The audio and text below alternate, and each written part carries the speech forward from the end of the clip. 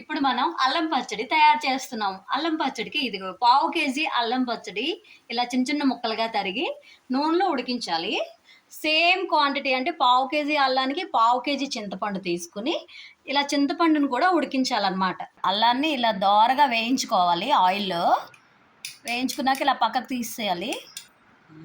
ఇంకా చింతపండు ఇలా దగ్గర అయ్యే వరకు ఉడికించుకోవాలి.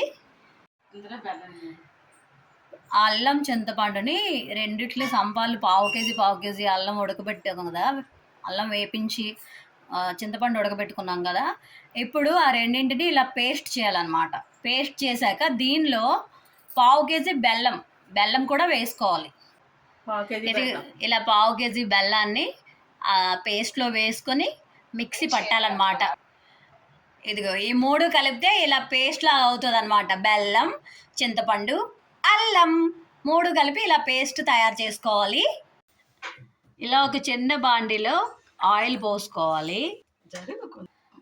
సేమ్ గ్రౌండ్నట్ ఆయిలే పోసుకున్నాం అనమాట. కొంచెం ఆవాలు వేసాక ఆవాలు చిటపటలాడే వరకు వేయించాలి. తర్వాత ఇలా వెల్లుల్లిపాయలు వేసుకోవాలి. వెల్లుల్లిపాయలు వేసాక కొంచెం వేగాలన్నమాట.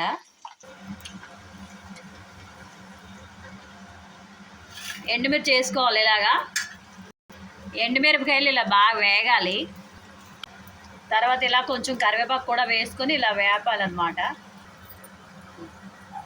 ఇప్పుడు దీన్ని తీసుకొని ఇలా ఇందులో అల్లం పచ్చడి ఏదైతే మనం ముందుగా కలుపుకున్నామో దానిలో ఇలా వేసేయాలన్నమాట. వేసి ఇలా కలుపుకోవాలి.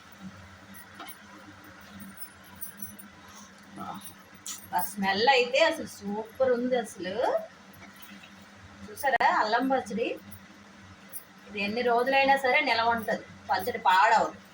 ఎంతో రుచికరమైన అల్లం పచ్చడి రెడీ. మీకు కూడా తినాలని ఉందా? అయితే ఈ రెసిపీ యూట్యూబ్లో పెడతాను. నా ఛానల్ సబ్స్క్రైబ్ చేయండి. అండ్ ఈ రెసిపీని మీరు కూడా ఇంటి దగ్గర ట్రై చేయండి. ఎంత దోశల్లోకైనా, ఇడ్లీలోకైనా, అన్నంలోకైనా కలుపుకొని తింటే చాలా చాలా రుచిగా ఉంటుంది. ఇంకెందుకు ఆలస్యం, మీరు కూడా ట్రై చేయండి. Okay, bye.